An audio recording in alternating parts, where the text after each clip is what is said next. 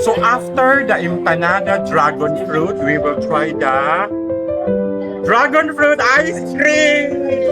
So, ano sir, i-discuss na yung dragon fruit. So this is made of dragon fruit nga na ay mga sprinkles and marshmallow. It has sprinkles and marshmallow. Doon na sa nagamay nga choco. Na ay choco chips. Choco chips. With that, ang main ingredient niya is the dragon fruit. Ikaw, paki-gunit sa dragon fruit, ha? Kaya ato i-try.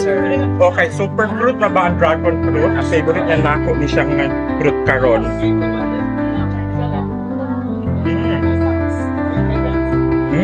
Mujahay siya sa sprinkles and marshmallow.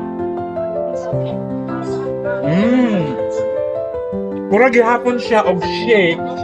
Pero makafeel ka sa ice cream niya.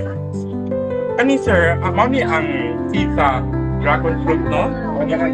Gagmay. Yummy siya.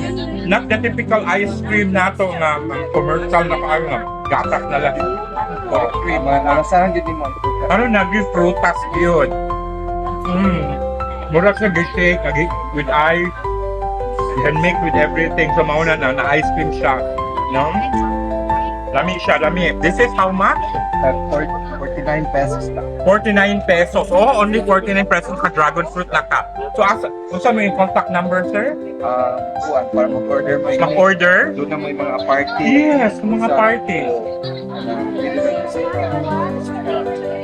Kanang container, no? Ice cream. Ice cream pila. Yata na po 4,000. 4,000. Magpunta sa Dragon fruit.